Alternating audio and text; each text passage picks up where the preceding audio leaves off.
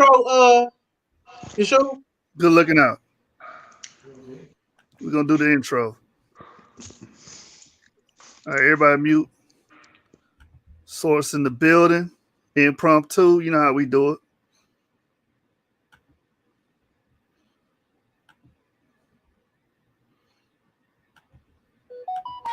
Who's coming with me? It's a short shot. The source now. Taking over the game, but it don't padlock. With a better roster, sickness to play the lobster. Let the niggas hate, but revenge will never stop us. It's a short shot. The source now.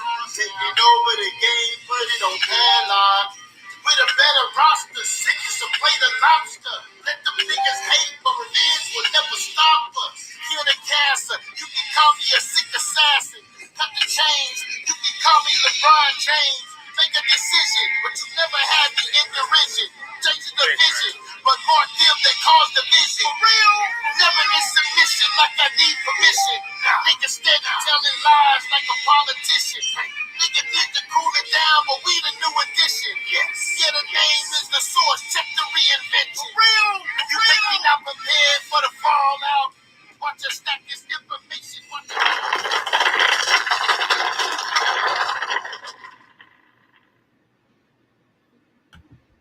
All right, we back, y'all. Source in the building. We damn near got the whole SUC online right now. You know what I'm saying? We got the SUC online. You know what I'm saying? We got the general, tanks on the ground. You hear me? We got the Texas rattlesnake. He crushing cans on his head just like Stone Cold Steve Austin. You heard me? And we got Jihad, my brother Jihad in the building. My brother Jihad, you know what I'm saying? He the Johnny Cochran of the Holy Prophets. And we got our brother Kansu tonight. And we got a special guest. The brother calls himself EMACC. You know what I'm saying? And he been causing a lot of ruckus in the 7 branches, the academy, the source stuff click really ain't having it. And Yashar got some questions for him tonight. You know what I'm saying? So we trying to see if this brother can stand on his swear. Cause really it's finna go down. And hold on, man. I don't mean to interrupt you, but you know what? Just cause the homie Yashar, my motherfucking label mate, that don't mean I'm rocking with him, but I'm gonna rock with him today. I'm gonna rock with him when niggas wrong. You understand? Say, man, these crackers ain't finna mess with us, bro. Y'all got us fucked up. And I don't give a damn. Y'all can monitor this shit. Y'all can bleep it. I don't give a damn. Y'all ain't finna fuck with the homie. Get on that nigga ass, cuz. I let us hold on real quick. The CEO gonna be on here in a minute. I'm wide up, my bad. Yeah, you want. All right, King Self said he wanted to be felt and heard across the galaxy. All right, so but we got Yashar here, man. Yashar really want to get at EMACC, and like I said, man, EMACC, you got to stand on your. Tanks on the motherfucking ground, nigga. Fuck that. Tanks on the motherfucking ground. Tanks on the ground. All right, King Self, I hear you. Let's keep it PG-13 though. I'm trying. All right, man. Yashar, EMACC, go ahead. No further ado. Get into it. All right. Yeah, so we in this thing, man. Source up or shut up, right? You know how we do it. So having a discussion about the language and how things work according to our heritage. So it started off like this, family. This idiot tried to tell me that because of heathens, people outside of the nation of Yahshua calling us a certain thing, that's what we supposed to address ourselves by, right?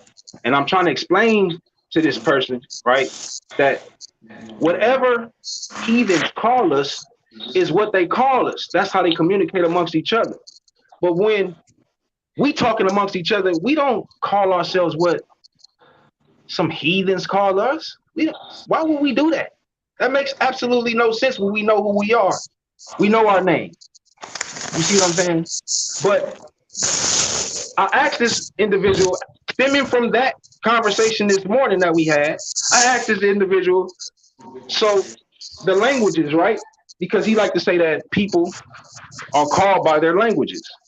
So I'm asking this individual about the Asan people, right? These are I would say you could say West African, okay, because they kind of on the coast of that, on the Gold Coast, right? Now, these people that I'm speaking about, they speak a certain language, right? And so I asked this individual, I said, well, if they indigenous to the land, shouldn't they be speaking their native language, their native tongue? This individual told me, no, they shouldn't because they was colonized by Muslims, By right? Puerto Rico. So I say, oh, well, okay, that's fine. But at the end of the day, that didn't colonize the entire continent of Africa. They didn't go to every single tribe and disrupt the language. Big facts. So Goddamn thanks on the I'm ground. asking this individual live right now, and we're gonna see how he addressed this simple question, right? And the simple question is this, family. Since he like to say that people, nations, are called by their language, I would like to know, what is the indigenous language of the Asan people in Africa right now? And are they indigenous to Africa? That's my two questions. Can he deal with these two questions? All right. Are you done? All right, bro. If you don't know that the Muslims that came in to that land and colonized it, those people are Hebrew people. Muslims is an organization of Hebrews because they come from Ishmael and the sons of Keturah, which comes from Abraham, which was called a Hebrew. Okay. You got to back that shit up, right? Relax, dude. So when you say these African tribes, if they still speak their native tongue, yes and no. Because when they did colonize it, the Muslims, they still spoke Yoruba. Before the Yoruba became Yoruba, they came from the Oyo Empire. They never lost their identity, their languages. They still have it there.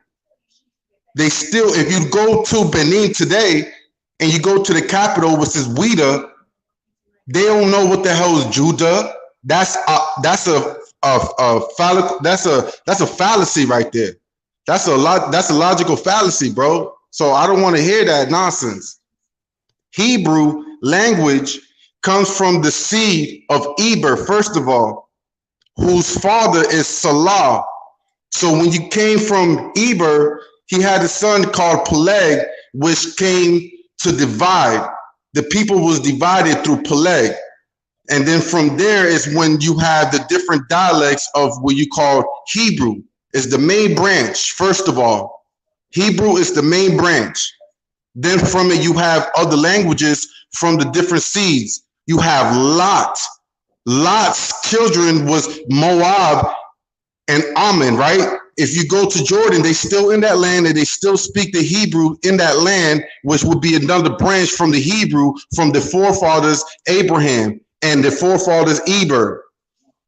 So if you see the connections of the language within that land, you can see that on the tablets that they left have no archaeological evidence in West Africa, because it was the actual Muslims that was in Saudi Arabia writing what you call a bar, and you said that it's called Geechee or whatever it's called in your Niger Congo language.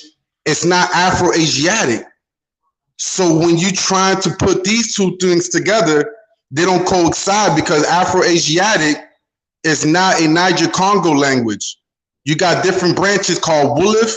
You got different branches of these Niger Congo languages that has nothing to do with Eber. Judah was speaking Jewish. They speak Yehudi.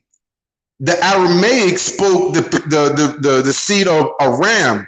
So these languages was named after their father, which would do through an eponymous word. It was named after places of the geographical location are named after their parents, after their fathers.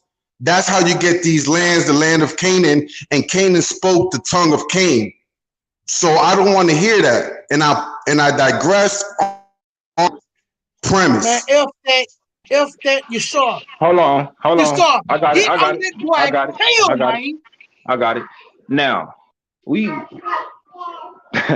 like I said, family, we gonna sit back and we gonna see how he addressed two simple questions. He didn't touch not a nary question. He went into this whole spiel about Abraham, what Abraham was called, right? So this is what I'm about to do for the family right now, right? With my twins, right? Taking care of them and taking care of this, right? The Most High's business. Check this out. So let me put my camera on first off. You're done. You're scared. You're stuttering. Back. Okay. Let's take it back. Let's go back here. Get out of that. Let's get to the camera. Oh, okay. Show my screen, please, bro. Put my camera on with my brother, man.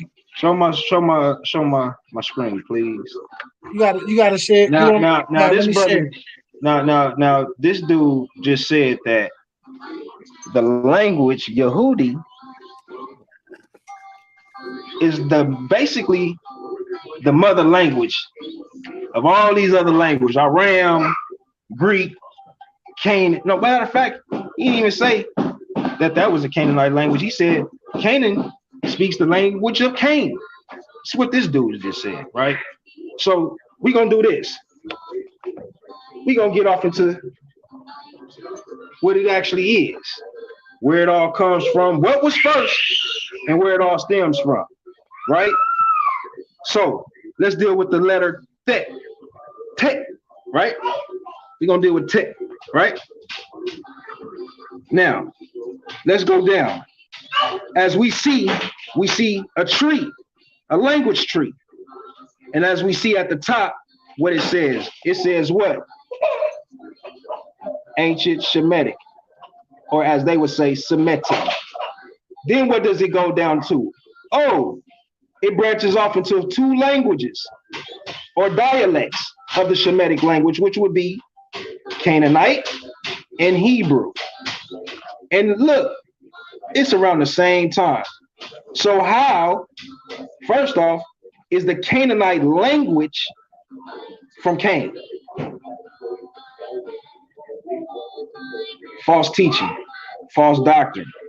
Where he get it from? He's going to show us where he got that information from, right, EMACC? Because that's what we do over here. We source up or we shut the hell up. Okay. You got it as gas. That's what right. So we're gonna wait for EMACC to respond to this information by showing us that the actual language of the Canaanites come from Canaan, right? Or excuse me, from Cain. He's going to show us this. So now we coming down. What we see Phoenician. We see what's that? Southern what? Arabian. What else do we see? We see Greek. We see Aramaic, Punic, Hebrew again, Hebrew. Then we even get down to Greek again, Latin, Aramaic, Arabic, Samaritan, all these languages, family. I don't see Cain nowhere. When I go back to the mother language or the father language, it says ancient Shemitic. And like I say, the pale skin like to say Sim. I don't know who the hell Sim is, but we're going to call him by his rightful title, ancient Shemitic, as our grandfather Shem is named, right? Right? So I'm showing you the falsehoods of a heathen that tries to teach and speak about something that he would never understand unless he learns it from us. But because his head is so puffed up, like his ancestors, he think that he's the authority. And 9 times out of 10, he's going to deflect. He's going to scramble, run around, and have an excuse on why he has no source to back up anything that he said, right? And so now, like I stated earlier, now I was just dealing with that concerning the language, right? So getting back to what he said earlier about Abraham. Again, family, heathens, Egyptians, Samaritans, anybody outside of Yahshua is a heathen, okay? They don't have no authority on who we are by title nor name. So whatever they call us outside of our name, which is how we address each other, by name, not by language, right? So I'm not going to go to my brother Yeshua and say, hey, what's going on, Yehudi? And that's our language. No, we already know that Yehudi is not the language of our people. That would be a dialect that the 4 tribes spoke. Why? Because of the dialect. So then the 6th child of Yakub, when he speaks the Shemitic language that the heathens call Hebrew, it's going to have maybe a little different, little something to it, accent, little twist to it, because why? They're not in the same area. We're talking about them as a nation, not them as the 12 patriarchs. I'm not talking about them specifically when they lived and grew up amongst each other and they speaking the same, talking the same, everything sound the same. I'm not talking about then. You got to think on a broader scale. Don't be simple in what I'm saying. Understand that I'm talking about them now growing as a tribe, a major tribe in their part of the land that they was given. Now, while they're here in the north of Yahshua, and then you have those that's in the south, the dialect, the accent is going to be a little different. But it's going to be the same language, fam. The same language. But then when you got a whole nother people like the Canaanites, right? Actually speaking a Shemitic language when they should be actually speaking the language of their father, which would be a Kemetic language. Father's name is Cam. So, of course, they would be speaking the Kemetic language because they speak the language of their father. Why is Canaan speaking the language of his uncle? Is it because he's in the land of his uncle and not supposed to be in that land? He should be somewhere else speaking another language. You shouldn't be speaking a Shemitic language, family. You see what I'm saying?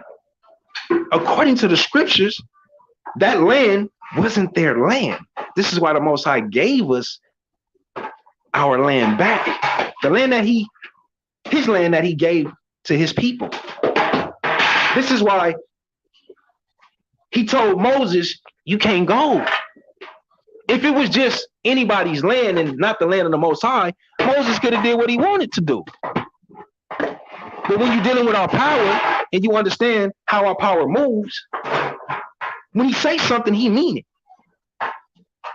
When he say you can't go, you can't go.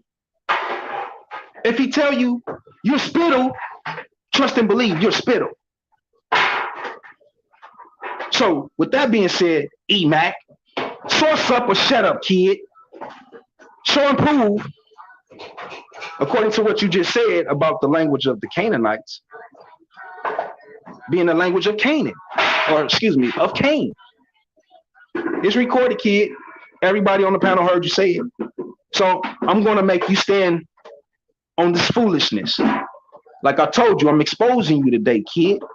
You run your mouth too much with no understanding, and you think that we clowns over here in the source as Yahshua, as a nation, and even my heretic brothers. Yeah, we all rock together, as you see. There's no separation. There's no division here. No matter what you say, no matter how you move.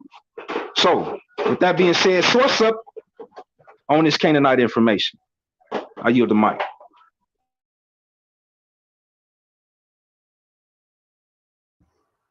All right, so EMACC, man, you got a rebuttal?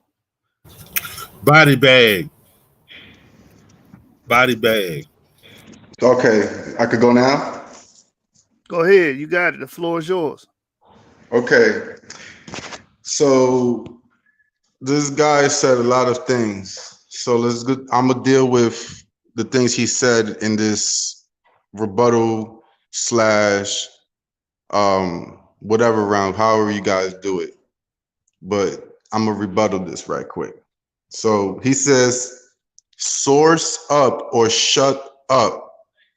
Okay, so the source that he used is my master teacher. The source that he used is called Jeff Benner. It's the author. And then within that book, it does not coexist with the things that he's saying. So he took my master teacher book, misrepresented it, and then twisted with his rhetoric so he could give you a certain influence, which is a spell, so it could look good and you know, assert himself as a whatever he thinks he is. Second, he's a coon. And I'm gonna say he's a coon because Yashu, take me off the screen, bro, while he talking. All right.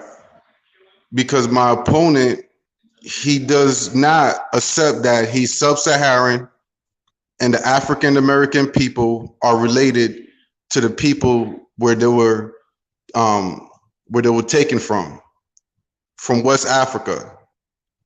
So he rejects his black side. So that's what it was usually what a coon does. They reject what the black people do. They reject the black, the original black. So now let's get back to the information. So he went and said that the Hebrew language is not dealing with Cain and blah, blah, blah. So let's go to the book of Isaiah right here. And let's go to Isaiah chapter 19 and verse 18. It says, in that day, 5 of Egypt's cities will follow the Lord of the heavens armies. They will even begin to speak Hebrew, the language of Canaan. One of these cities will be Heliopolis and the city of the sun. So you see there clearly that these two are interchangeable, Canaan and Hebrew. But if you're speaking about Canaan, the language of Canaan was a little different than Hebrew. Hebrew was actually different, the way that they wrote the script, and some of the words that they say were a little bit different. So you have Aramaic as well, which is a Semitic language, like he said, that is in the Saudi Arabian land. This is not dealing with people in West Africa. He still haven't shown you any connections between West African losing their tongue, having archaeological evidence within that land of his ancient ancestors that came through the transatlantic slave trade, professing that they're Hebrew Israelites and professing that they do keep all these feast days and all of these Sabbaths and all of these days of atonements, Yom Kippur. So what I want to see the connections between these, because he says in his round, he said that they know the Hebrew language, that is not changed or something, whatever he said. The authoritative one. But if you look at the One West group, when they came out, the authoritative people that taught the Church of the Ethiopians was actually the Jewish people, the Sephardic Jews and the Ashkenazi Jews. So you had to go find out the Hebrew identity through the Jewish people, which never told you were Hebrews. That came around through Abba Bivens and other people that came around, like Ariel, who made this supposedly 12 tribe chart. That's the only reason why you believe whatever you believe. How do you get the Bible in America? You got the Bible through the white man. How did you get the Bible in West Africa? You got it through the Arabians. The Quran consists of Abrahamic faith. Arabic is just a dialect of the Semitic language, which you do agree with is Semitic, but there's no connections to the Niger-Congo language, but there's a connection with the Afro-Asiatic, where you're not an Afro-Asiatic, you're not from North Africa. They did not go into those lands and took people from the transatlantic slave trade from North Africa. So when the Muslims came in, they gave them Arabic. Those Muslims, which I said earlier, the organization was held by the Arabians, who are actually Arabs, and that's how you get the language Arabic. So that whole thing right there, that he's saying that the language is not named after their fathers, is pseudo, because it is named after the language. Today we see it's called Arabic, which comes from the word Arab. So how do you say that the language is not named after the father, when you can see today that the language was named after their father, which was named after the Arabs, who was called the Ishmael and the sons Keturah in the book of Jubilees. So let's go to the book of Jubilees for a quick second, and let me prove my point, which is in the Dead Sea Scrolls, which is found in Jerusalem and not in west coast of Africa. All right, let's go there for a quick second, and then I'm gonna yield my time. Because we're dealing with document text, historical documents, and we're gonna see if these things are true. So let's just put this man in a body bag, zip him up, and see if he could get him to worship his ancestors' gods like the voodoo did. Okay, let's see.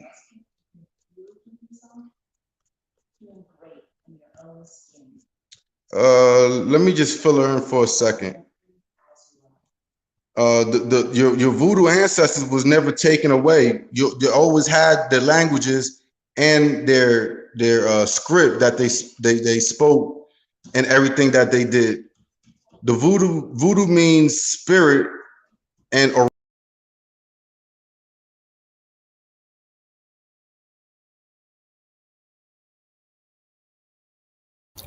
This is the Source Debate League.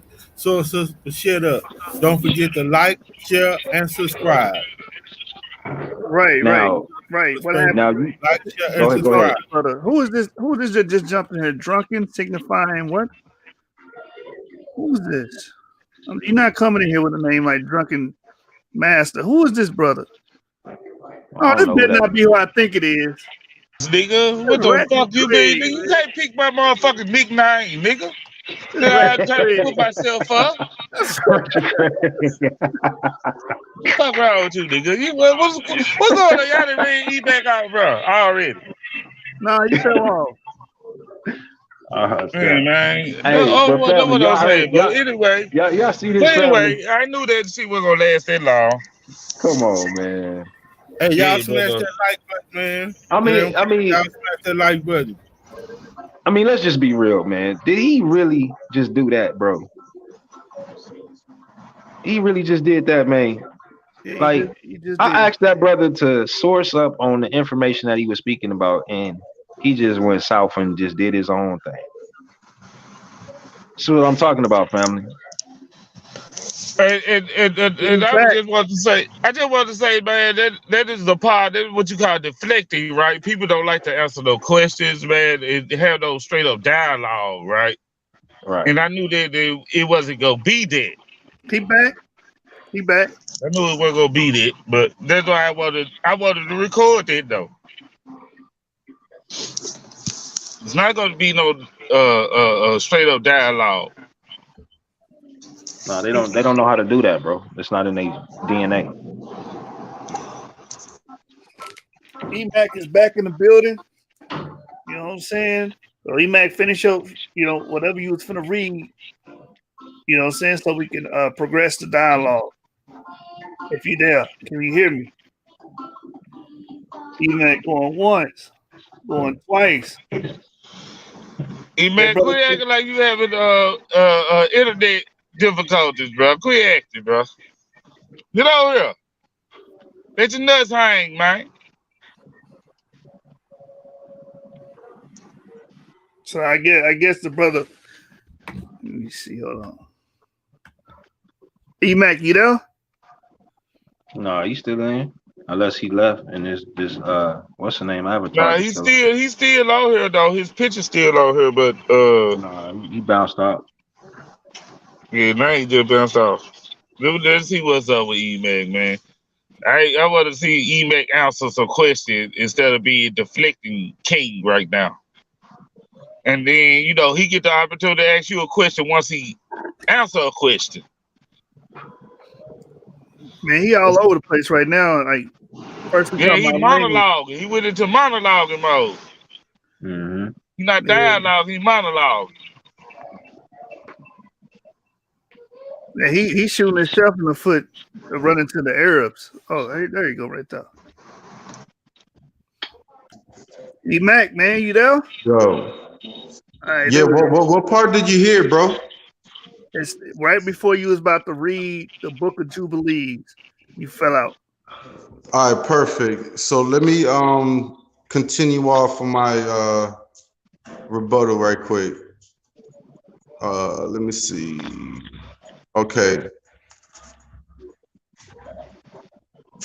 Right now, so we're at the Book of Jubilees. We are at chapter 20, and we're going to start at verse 12. And it says, and Ishmael and his sons and the sons of Keturah and their sons went together and dwelt from Paran to the entering in of Babylon in all the land which is towards the east, facing the desert. Verse 13. And these mingled with each other, and their name was called Arabs and Ishmaelites. So from verse 13, you can see that they were called Arabs. And Arabs, it actually means mingled. So these mingled with each other and became the Arabian nation. Saudi is the family, and Arabia is the name of their nation. Now, Arabic is the same thing as Arab. The language is named after the nation Arabs. So that's how you get that Semitic tongue, Arabic. It's coming through from what the land and what the people is called. Now, when you see this Book of Jubilees, the Book of Jubilees come from the Dead Sea Scrolls, which will be the most earliest Jewish library. Now, when you look at these historical documents that they found in the caves in the Qumran, which has nothing to do with the people in West Africa, you can see that these people, Arabs, never lost their tongue, never lost their languages. But you can see that these Arabs conquered West Africa during the Islamic and the Caliphates, and you can see that clearly these people called Arabics or Arabs, in the languages they spoke, they brought it to West Africa and influenced those people that was already in that land. Okay? Hebrew is coming from the forefathers. Canaan is coming from Canaan.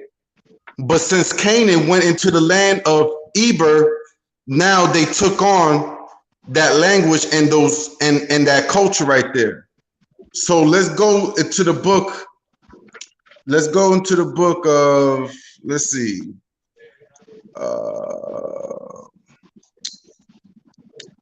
Let's go to chapter 8 in Jubilees. And we're going to see how did that become that land, right? So let's see, how did it get the tongue Canaan?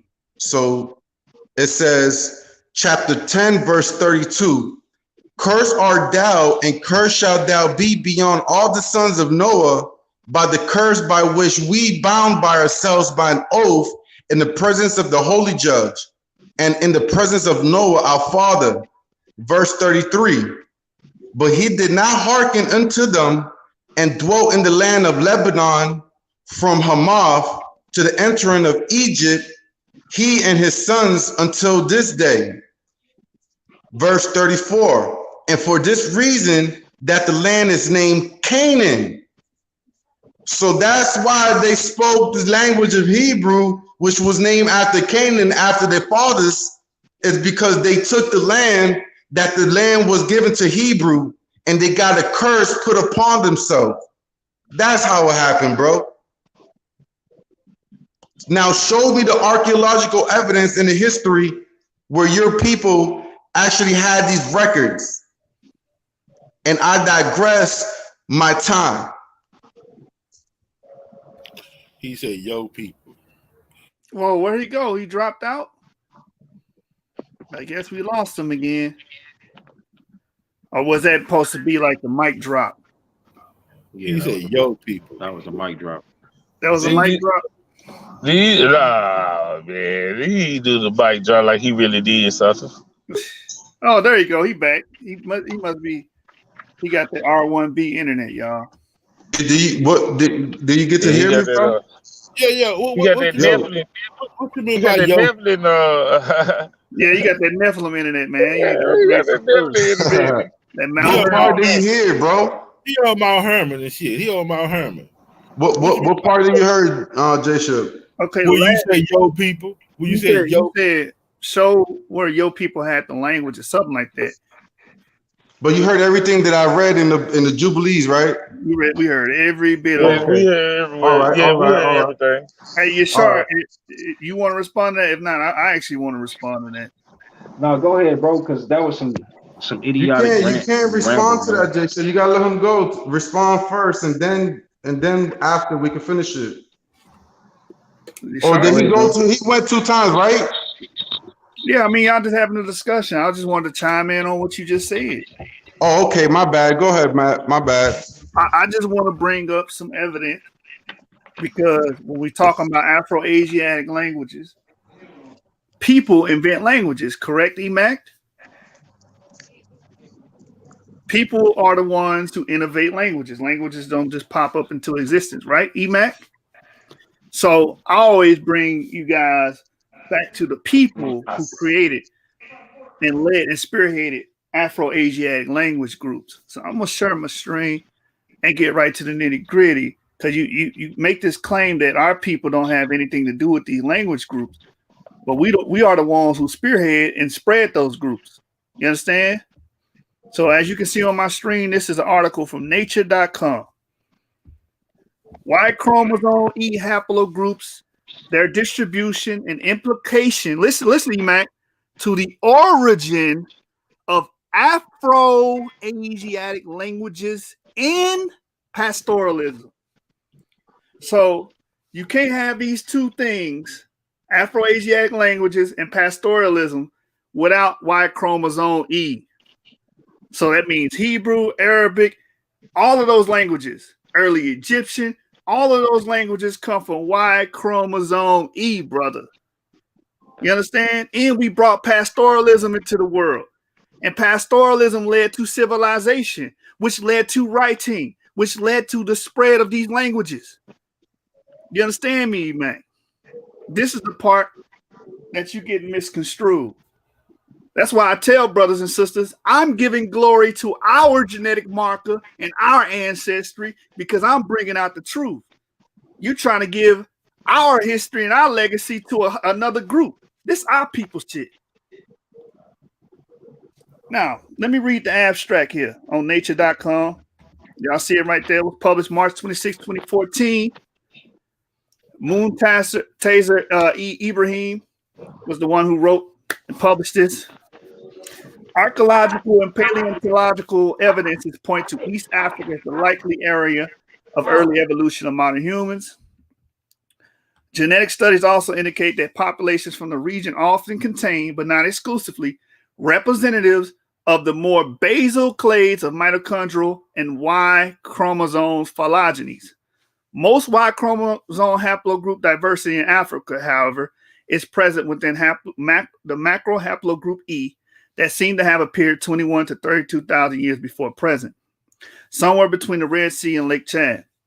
The combined analysis of 17 biallelic markers and 1,214 Y chromosomes together with cultural background of 49 populations displayed in various metrics, network, multidimensional scaling, principal component analysis, and neighbor joining plots indicate a major contribution of East African populations to the foundation of the macro haplogroup, suggesting a diversification that predates the appearance of some cultural traits and subsequent expansions that is more associated with the cultural linguistic diversity witnessed today.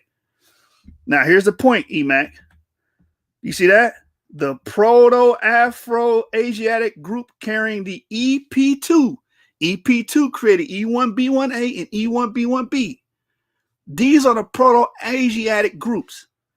They carried EP2. So when you say our people don't have nothing to do with this, this is our people's legacy. We are the ones who, what does proto mean?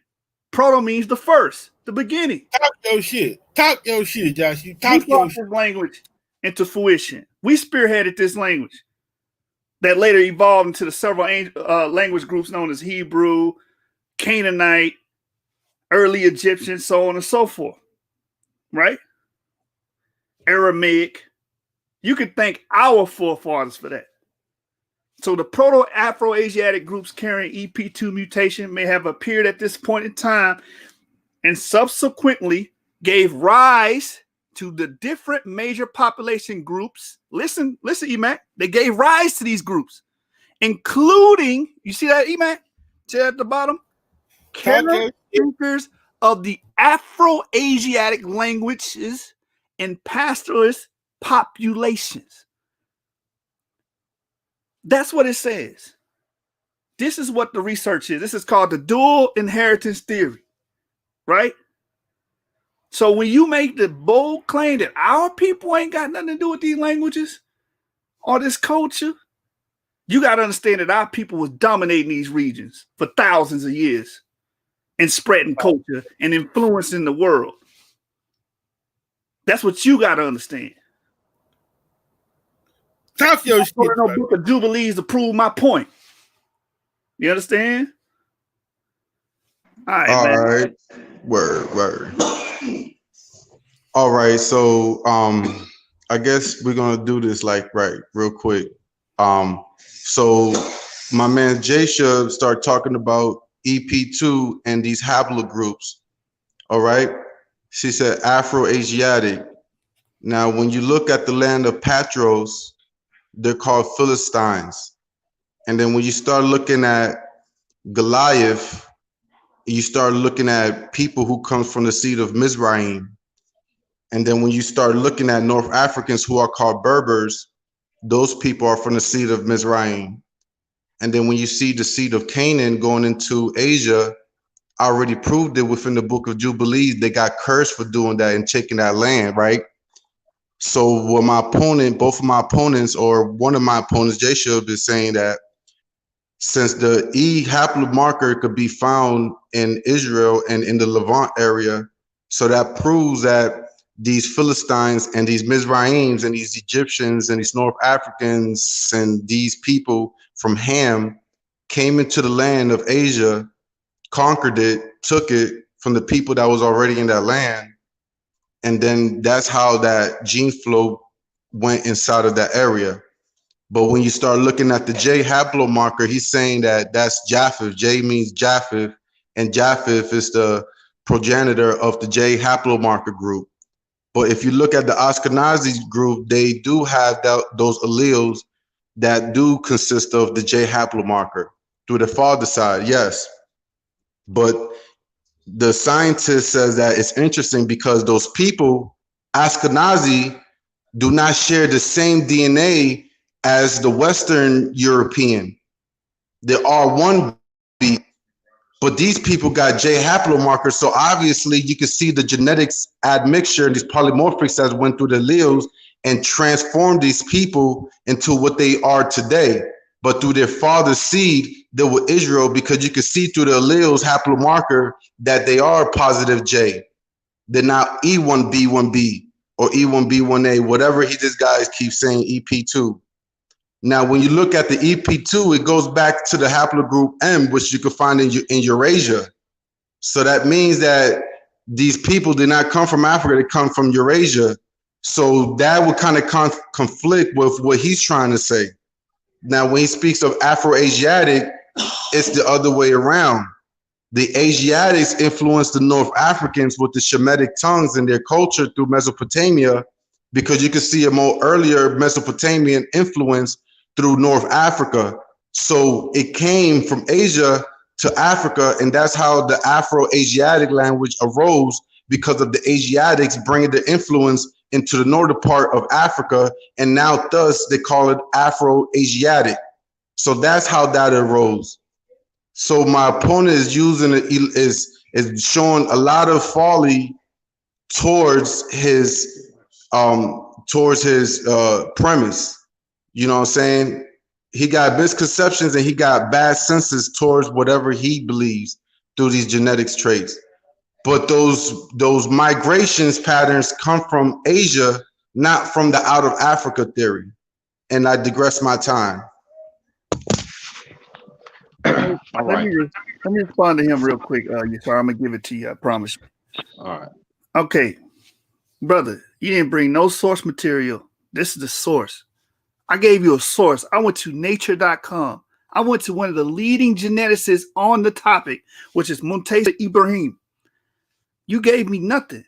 You keep saying what I'm doing. I just showed you what the geneticist brought forth with his research. His research says EP2 were the carriers of the Proto-Afro-Asiatic languages. You didn't respond to that. What you did was you threw a lot of red herrings out of there and distracted from the topic. Why do we see Y chromosome E dominating this area? Let me share my stream. I'm just keep hitting you with sources. I'm not going to play this game with you tonight. I'm just going to eat you up with sources. You know how I do. You know how we get down here on the source. We deal with source material. We not with that rhetoric. We all about that bang bang over here. All right. So check this out. You guys can see my stream. See, he mentioned that you think you're slick. You keep throwing haplogroup J in there. And I'm the wrong one to say that to, right? Now, so this is Natufians right here. We compile frequencies of Y chromosome haplogroups in this geographical area and their changes over time in a data set of ancient, listen, EMACC, ancient and modern Levantine populations. And note, similarly to Lazarus, that haplogroup J, listen, brother, haplogroup J was absent in all Natufian and Neolithic Levant male individuals examined thus far. Haplogroup J wasn't even in that land like that, man, and wasn't a part of the pivotal people that spread the Afro-Asiatic language, that spread pastoralism. You understand? That haplogroup is absent in all the individuals. But you keep bringing that up. It says, but emerged during the Bronze Age in Lebanon and Jordan, along with ancestry related to Iran. It's too late then at the Bronze Age, because you got the Natufians, you got haplogroup E dominating this whole area during the Epipaleolithic. That's before the Bronze Age, all the way to the Chalcolithic, the Copper era. You understand? So you keep bringing haplogroup J. That's a moot point, bro. That's a moot point. It was absent amongst all those groups, man. I got one more, Yashar. I'm going to give you this, man. I'm going to give it up, man, after this. So the dominant group in Levant since the Neolithic and the New Stone and Epipaleolithic, the Levantine populations, which he keep bringing up, which were dominated by haplogroup E. In later Bronze Age individuals, all whom belong to haplogroup J. J came later. Before that, that was my people there. That's why I keep saying I give my haplogroup the glory it deserves. Y'all keep trying to, muddy our name and sully our name. Our people did that. Our people brought forth civilization, pastoralism, and innovation and technology to the world, man. And civilization to the world. You keep trying to give it to J. They wasn't even there, man. They swagger jackers. They came in after we built, created the languages, brought forth new technology, you understand? Brought forth permanent dwellings. Because before then, everybody was hunter-gatherers. We brought pastoralism and taught people how to grow their own food, man, which was the root of civilization. That started with haplogroup E, my ancestors, bro. Not yours, mine. And with that, Yashar, you got it, man. I'm going to end it there, man. Go ahead, Yashar. Are you there, Yashar? Yeah. Oh yeah, I'm here. Oh yeah, that was excellent. Excellent breakdown, bro. Doing your thing, you shoot. For real, bro. Okay, so now this brother was talking about some information about show him and some sources, right? Of my ancestors all throughout West Africa, right? Ain't that what he asked? Let me just make sure I'm clear, family. Did he ask that question? Yeah, that's what he said, man. Okay, so I'm going here, right? It's what we do. Like I told you, this is what we do, right? Y'all see it? What that say? Says Hebrewism of West Africa, right? By Joseph Williams, right? So let's get into it a little bit, right?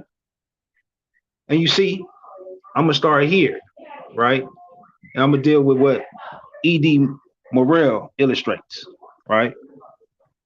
And he writes, this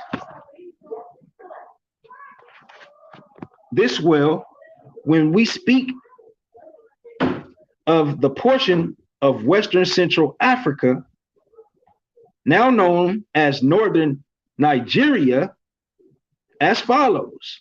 In the course of ages, through the influence of Moorish, Shemitic, and probably pre-Shemitic Egyptian culture, fused in later times with Mohammedan law, learning, and religion, there has been evolved in the religion a civilization combining a curious mixture of Africa and the East.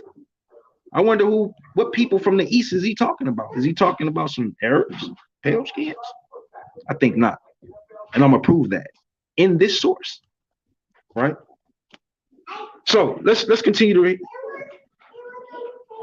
read on. And it says, and again, speaking of Kano between Bornu and Sokoto, he calls it the most interesting region in all the dark continent, where diverse races have ceaselessly intermingled, attracted there by the fertile soil and abundant pastures. Libyan, Berbers, Egyptian, and Shemitic, and the mysterious Fulani. So we see Yal Sharal in Africa, from Western Central Africa, which is, like I said, the Gold Coast, right? So that's one point. Let me prove another point. You want to know about the practices, right? These brothers in West Africa observe the new moon as the scriptures teaches us in Leviticus 23. Okay? Let me just read a little bit about what Park has to say, right? And Mungo Park, he's a traveler, right? And he traveled the interior districts of Africa, right? And this is what he had to say.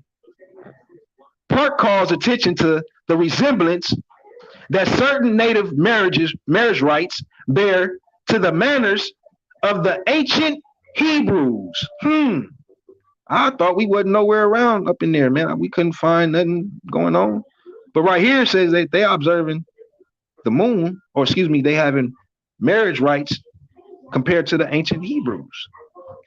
And further describes at some length the natives' veneration of the new moon. That's another kill shot that we can find in Leviticus 23, as I stated. He goes on to say, the moon, by varying her form, has more attracted their attention than the sun. On the first appearance of the new moon, which they look upon as being newly created, the pagan natives. Wait a minute. The pagan natives?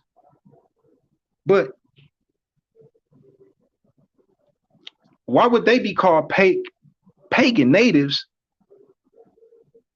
and just not the people of Africa or by their tribes? Why are they called pagans?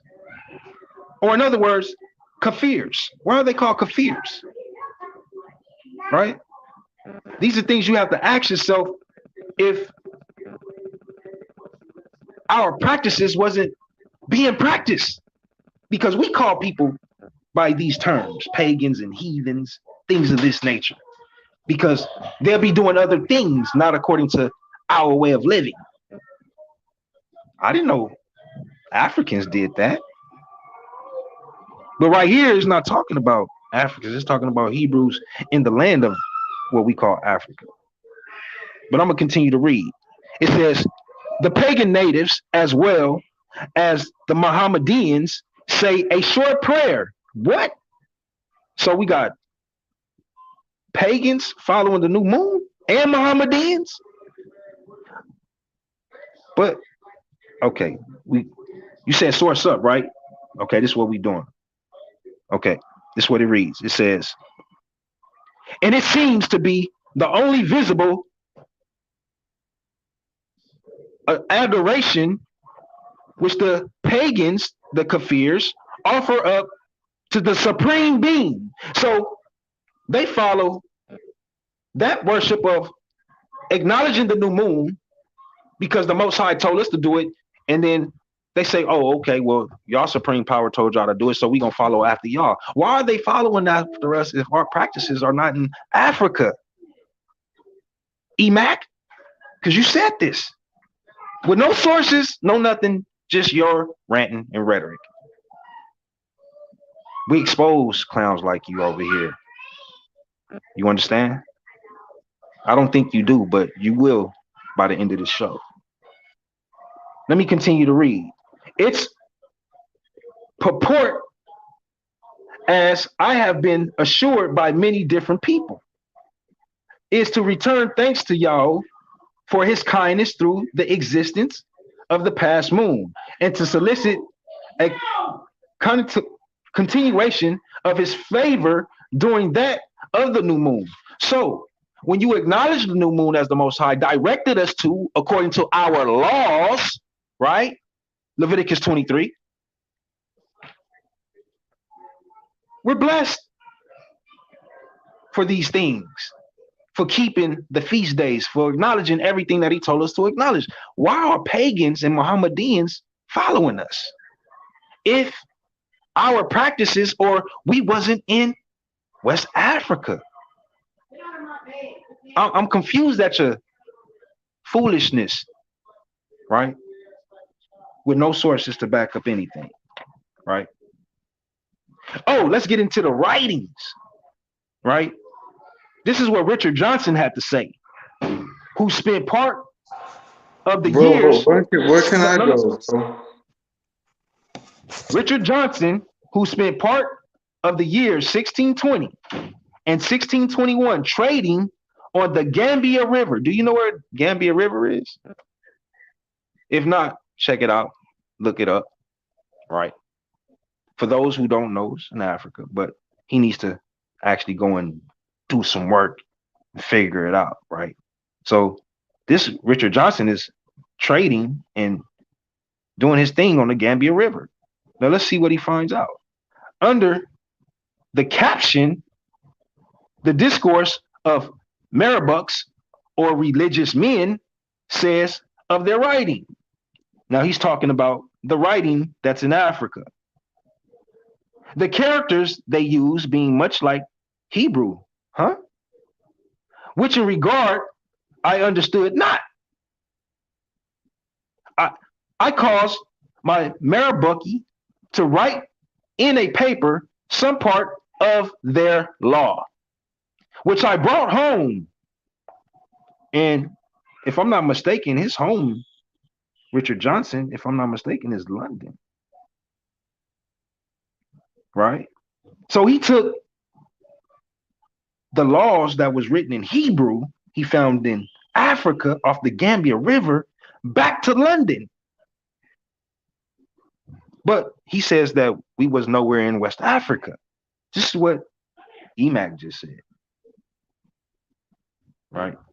But Mr. Johnson is saying something different.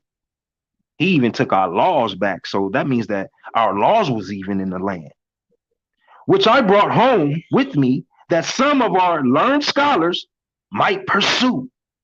If we might by the means come to any better knowledge, then the small practices we have hereto had, and by men of our capacities, cannot so easily be attained. So he's even giving homage and humbling himself to the greatness of our ancestors, my ancestors, excuse me.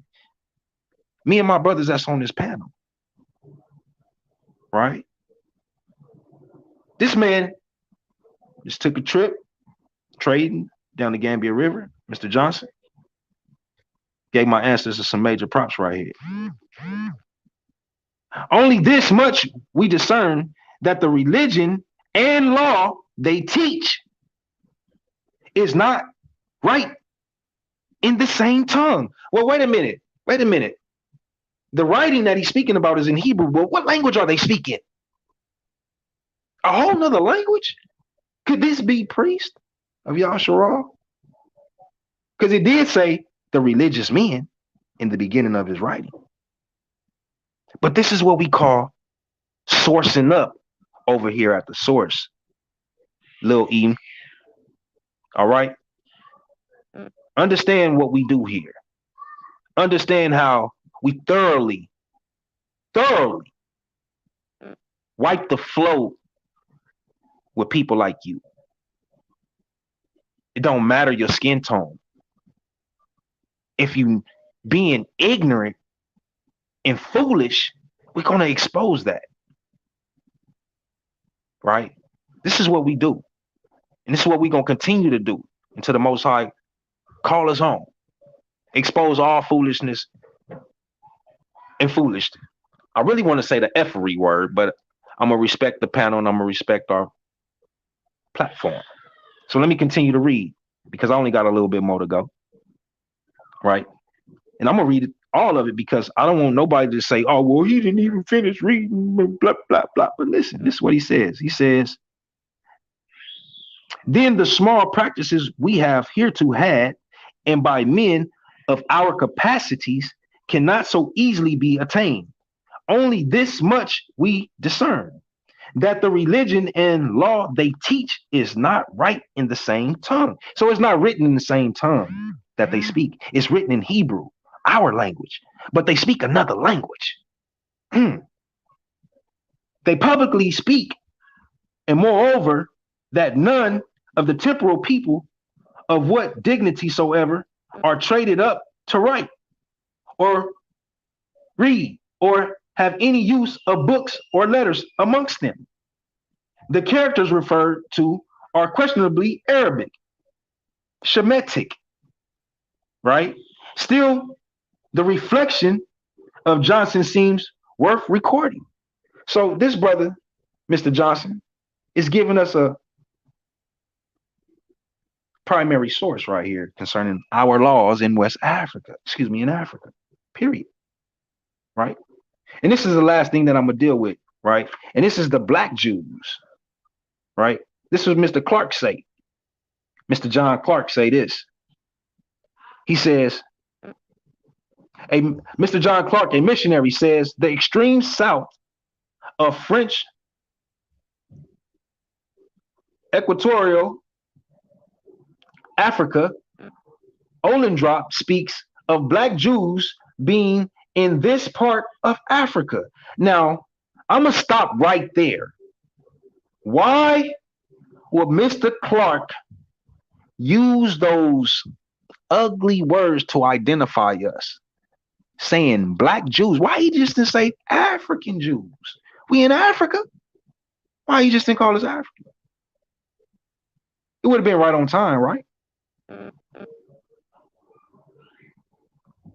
I'm confused at the ignorance of this individual who thought he could challenge me concerning my heritage and where we located and where we migrated and where we been and where we at now. This is absolutely insane.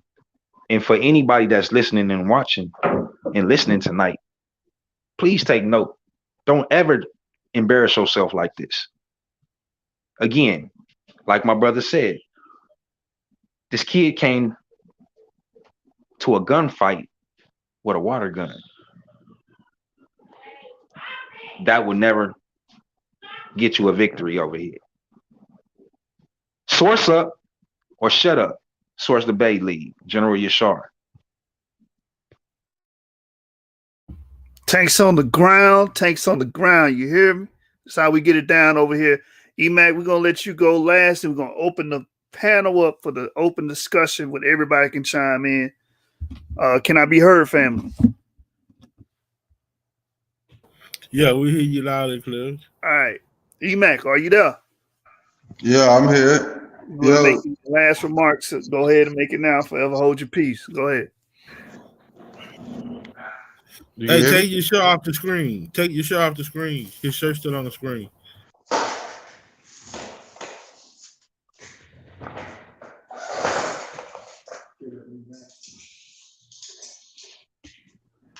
EMACC, so all right, I'm gonna get EMACC. Are you there? Yeah, I'm here. Did you want to any final remarks, man? Because after this, I'm gonna open the panel up. Anybody can talk. Then we're going 30-40 minutes. So I gotta get ready for work tomorrow. All right. I mean, I guess, but I was kind of long-winded, but okay. Okay. So I go now. Yeah, man, you got the floor. Go. Okay. So if I could just give me a few seconds to deal with what you said. The reason why those E markers was in that land, because I showed you in the book of Jubilees where that land was called the land of Canaan, which were Hamites. So you could differentiate from the J haplo markers and the E haplo markers. So that actually proves that the Hamites did go into the land of Asia. And that's why those Natufians consist of those North African DNAs.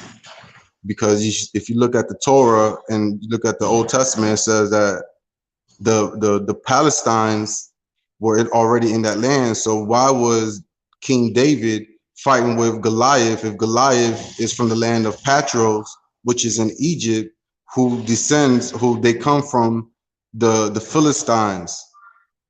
So I brought this out in my debate with Chris Harris, and nobody can answer me that. So like I said, you rebutted me, but you didn't rebut what the answer that I gave you. I answered your question and you claimed that I didn't answer it, which the answer was because the Philistines and the Mizraim and the Canaanites went into the land of Israel. So that's why you see the E haplo marker. But if you have to have a genetic test to show me what is your actual marker, and if you give me you got to take a test kit.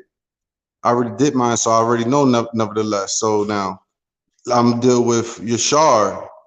If you look at the Sephardims, the Spanish Jews that went into West Africa, you can see that those West Africans were influenced by the Jewish people. The Jewish people, you can see that they came and taught them Judaism, which was an extension of the religion of Judah. But you think that Judah is Weda. So, I mean, how could those two things coexist if that's two different languages? Okay. So you talked about the practice of the Sabbath. I mean, you said new moon. I think that's what you said specifically. The new moon just means a new month. That's why a new month is always within its 30 days. Because the new moon just means new month in Hebrew. But you got, just because if people look at the moon to tell dates or calendars or any time, that's universal. That doesn't mean that you're a Hebrew Israelite. My phone's about to die soon. So when you start seeing those things, tell me what's the original tongue that they use to tell these dates, to tell these calendars, to tell these new moons? You're using a Hebraic way of it. You're not using a West African way of saying these things. But it's universal, because we know that the Most High in the book of Genesis said that he put the moon to reign over the night. So that's universal, bro. I mean, if that means that you're a Hebrew Israelite, then you got a false belief, bro. You could go ahead and open up the panels because I mean his round was pretty long and it was just. All right, I'm open. Hey, anybody want to chime in? The panel is now open. I see my brother Zion in here, Ratchet Craig here. What's up? Jihad in the building. Anybody want to chime in? Go ahead or forever hold your peace. You know what I'm saying? I felt like we about an hour and 10 minutes in the show. So anybody can come in and talk, speak your piece. Hey, but brother, before we go further, I just want to say my whole purpose and my point was to show, because the question was brought up and derived on where did these Afro-Asiatic languages come from, and we have empirical data showing that it came from EP2. You understand? Didn't come from J or any other group. It came from EP2. You know what I'm saying? That's been noted. Everybody saw the source from Muntesa Ibrahim, which is a geneticist. But anybody want to chime in? Zion, I see you. Yeah, I do. Right, go ahead. Go ahead. Okay, I want to know if I heard him correctly, because I know the Philistines were giants. Did he just say David come from the Philistines? Did you say that? Because if you said David come from the Philistines, and I know that the Philistines were giants, and the giants come from the Nephilim. I know David don't come from the Nephilim. But I heard you. I thought, if I'm not mistaken, I heard you say that David come from the Philistines, and I know Philistines were giants. So we need to find out the Philistines haplogroup or whatever. But did you say that, brother? Did you say David come from the Philistines? Or was I mistaken? Oh no, I didn't say no. Okay, my bad. He was trying to say that haplogroup E is tied to Hamites, which is completely unfounded and false. That's why I went to sources. You know what I'm saying? I just didn't come on here. Yashar went to sources. We didn't come on here having story time with brothers. We want to actually educate and enlighten the people. You understand? E could not be from the seed of Ham, because if you're going to call E Ham, who's A and B? The ancient Nilotes, who are they? The Kosain people, the Sun people, the Bush people, the Pygmy, who are they? From a biblical model, you would have to assign them as Ham if you're going to say the original inhabitants of those areas would be Ham. From a biblical standpoint, I'm not speaking to people that don't believe in the Bible, believe in the biblical model. Of course, I'm not speaking from people that's only looking at a secular vantage point. But if you're looking at the Bible from the standpoint of Genesis 9 and the flood destroying everybody and the human population being the earth being repopulated by three males, being Japheth, Ham, and Shem, how the hell are you just gonna leave A and B haplogroups out of the picture? Yeah, you also made the claim that I'm only saying this because ain't nobody else speaking up, but you also made the claim that I said that J stood for Japheth. No, I said F produced all of the Japhetic lineages.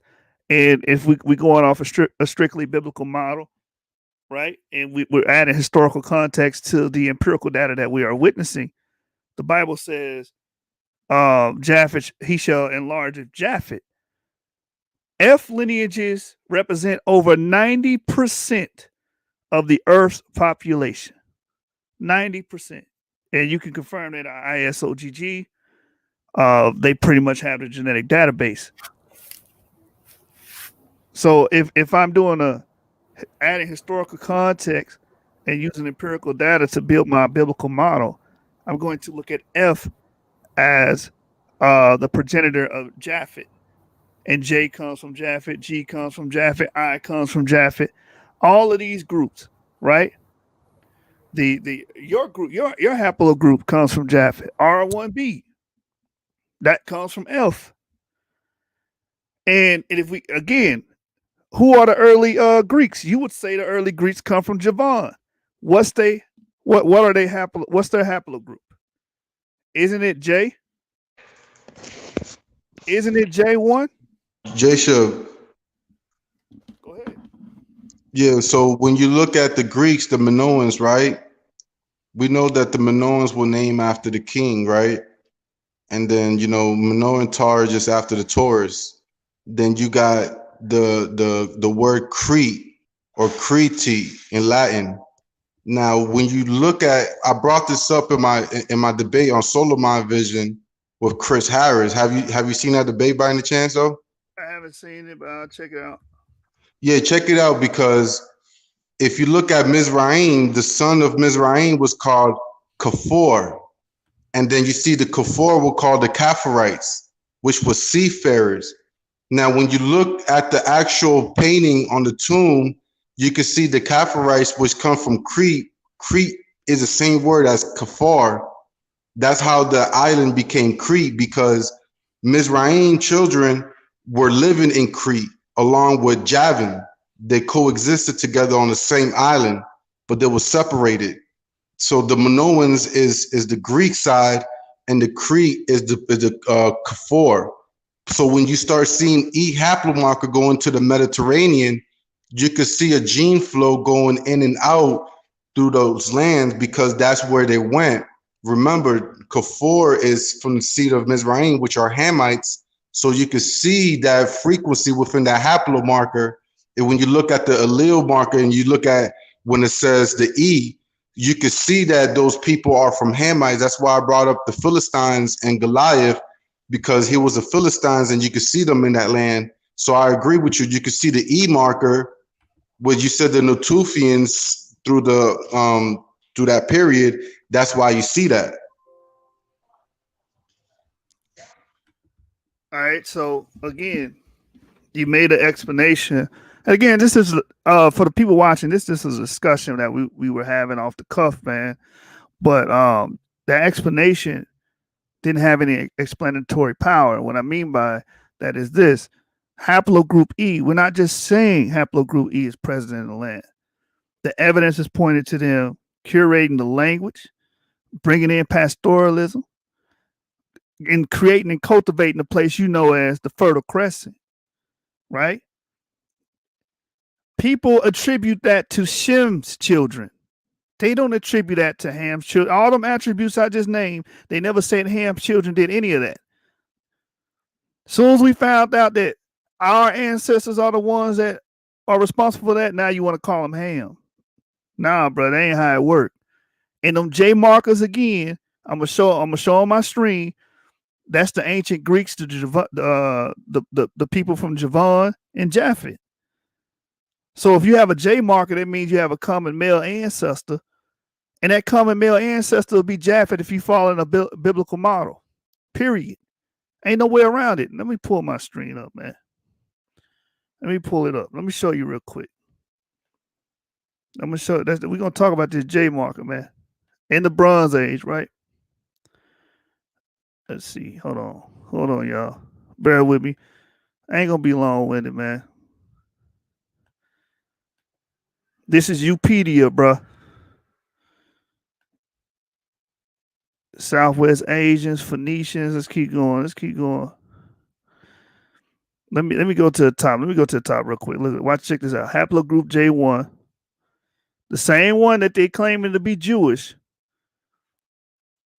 Look, the first J1 man lived in the late Upper Paleolithic, shortly before the end of the last ice age. The oldest identified J1 sample dates comes from the Satsurbula cave in Georgia, placing the origins of J1 in all likelihood in the region around the Caucasus, Zagros, Taurus, and eastern Anatolia during the Upper Paleolithic.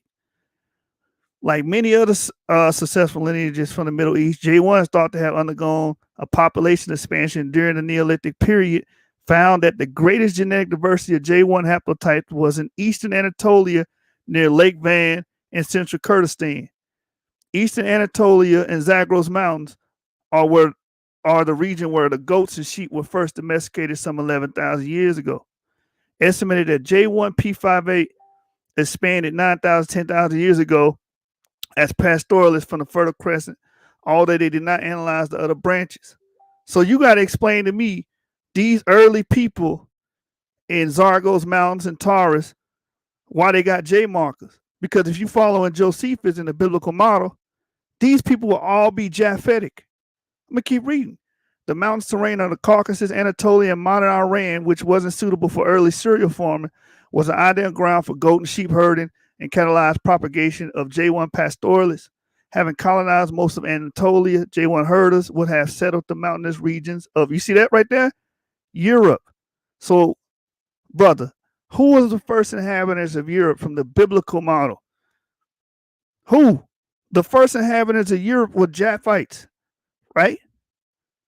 So you can't change these people's lineage.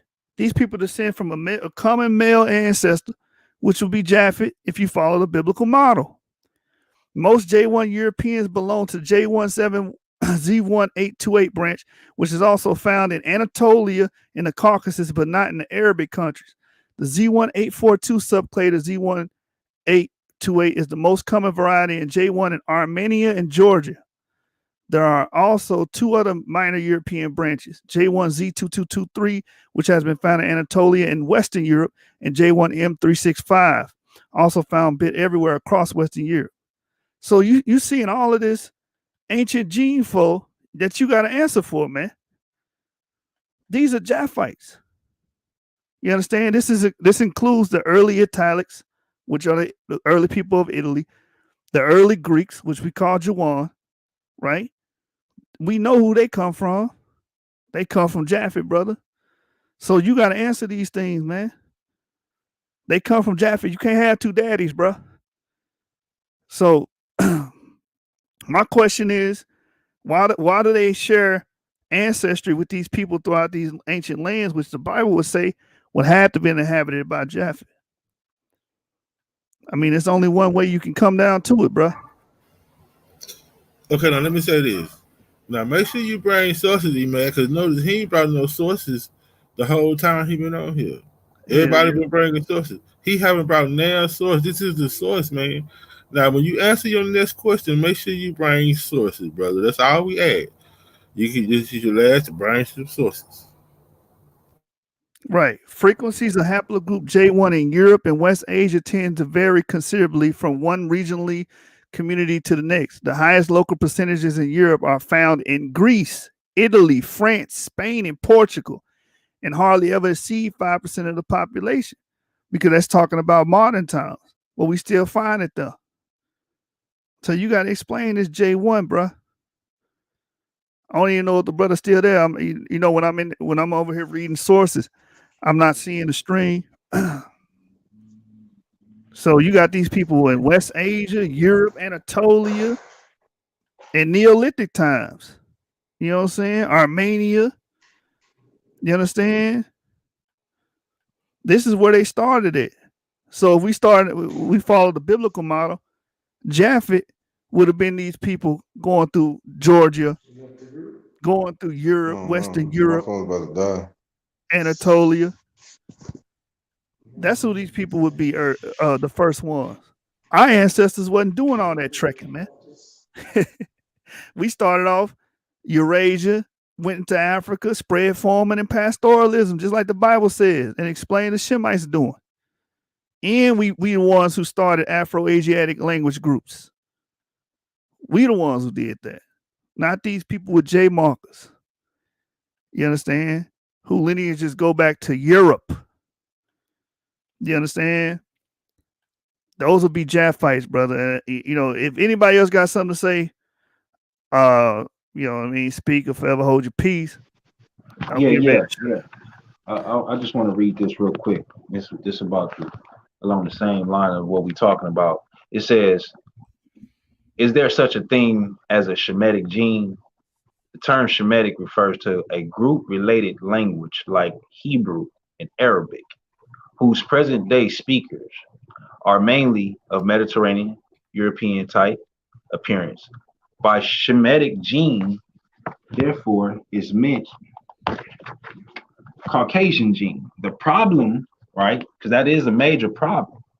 The problem with this interpretation is the Shemitic language, the Shemitic languages are part of a large family called Afro-Asiatic, whose speakers originated in East Africa, what we would call West Asia as well.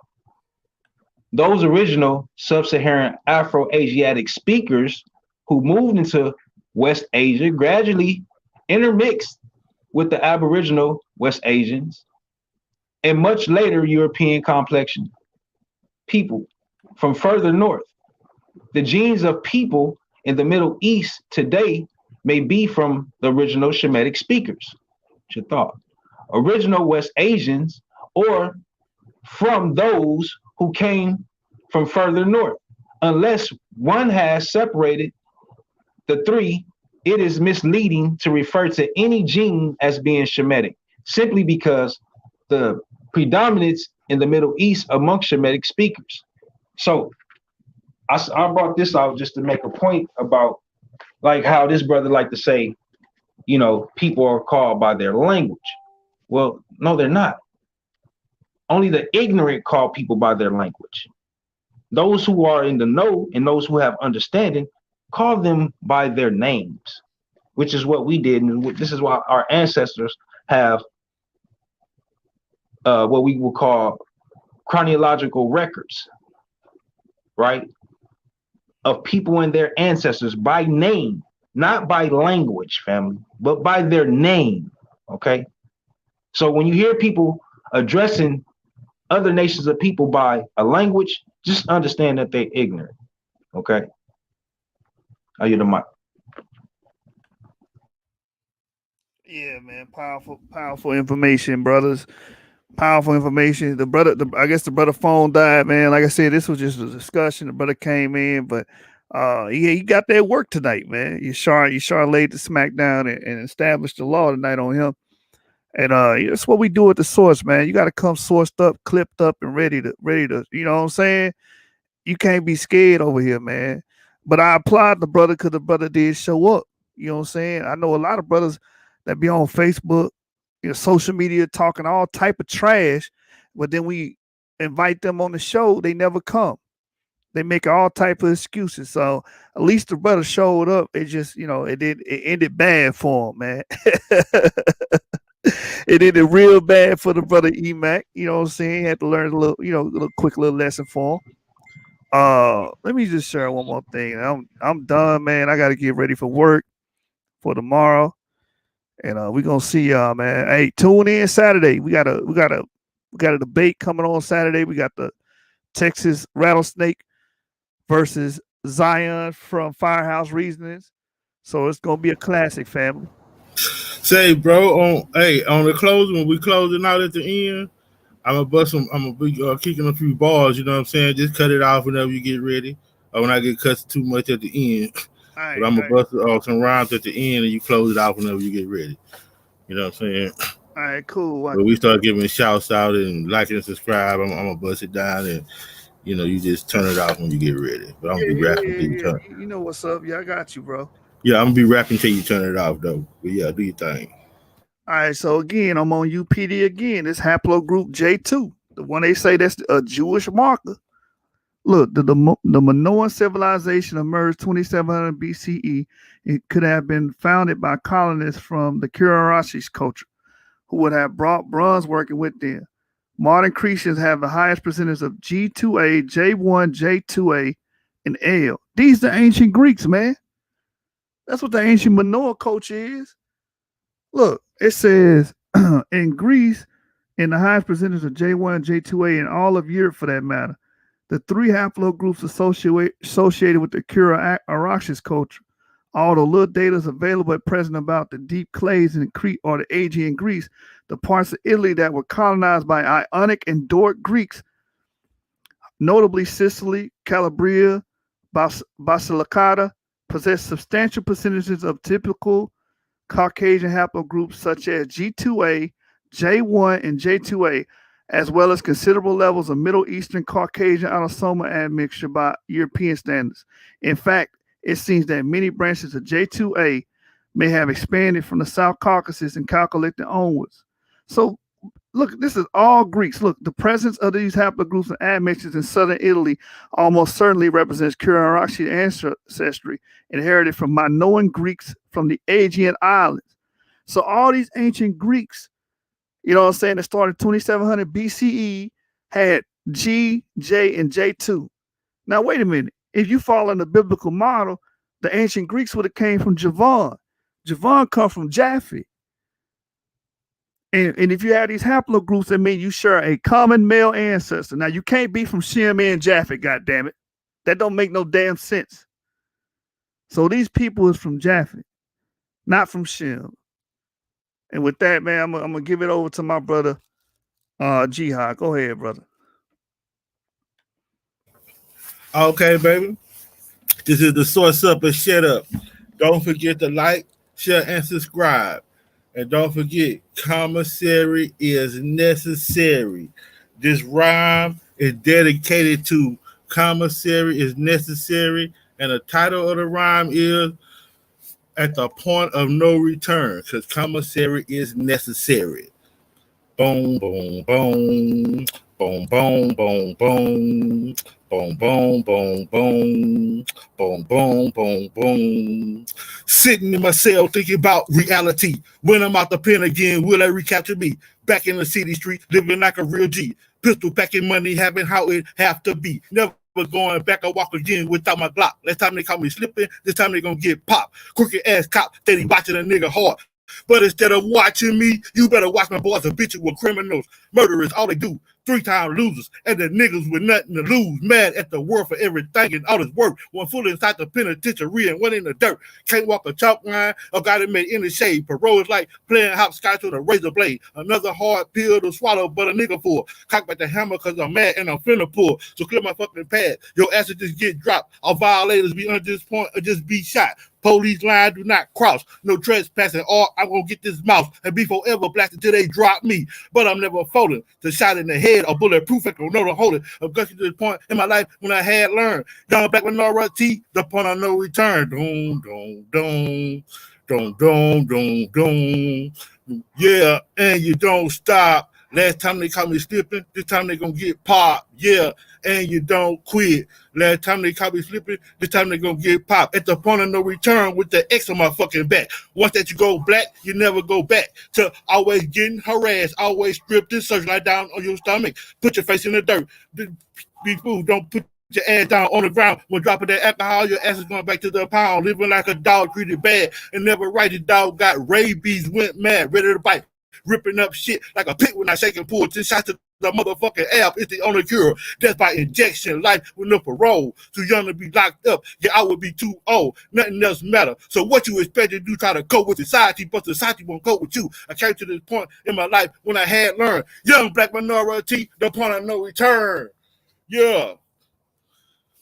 Dum dum dum dum dum dum dum dum. Right, man. That's yeah, our brother Jihad. Hey, he got a show coming Sunday, right? You know what I'm saying? The Johnny Cochran of the Holy Prophets. That's his moniker. Yeah. That's his name. You hear me? So y'all tune in Sunday. Yeah, commissary is necessary. Right. Sunday, about 7 o'clock, right, Josh? Yeah, we're gonna try to be on by 7 o'clock on time. You know what I'm saying? That's the Jihad said he gonna bring the truth to the people. That's gonna be on the 13th, December 13th, around 7 p.m. You know what I'm saying? Y'all tune in, and we're gonna get busy like we always get busy. Ain't that right, Jihad? Yeah. In this sign you shall conquer. In this sign you shall conquer. That's the title of the presentation. Sunday at 7. In this sign you shall conquer. Hey, man, we got to get some flyers out, too, or something, man. It's going to be big, man. We finna make history, man. We is finna make history, bro. I'm telling you. We finna make history. Right. Yeah, we're going to get the flyers made. So Saturday, you know what I'm saying? We got the debate with King Seth, the middleweight champion of the Source, versus the brother Zion, you know what I'm saying, from Firehouse Reasoning. And they topic. Yes, sir. That's right, man. And their topic is going to be based on Haile Selassie, right? So they're going to be arguing over Haile Selassie. The brother Zion is on the affirmative that Haile Selassie did descend from Solomon. And the brother King Seth, the middleweight champion, is arguing the negative. So y'all better, you know what I mean, get your popcorn, come in, show your support. Subscribe to the Source Debate League on YouTube. Join the Source Debate League on the Facebook group, and we're gonna keep moving. Hit that like button. You know what I mean? SUC, we riding out. Peace. Peace. Peace.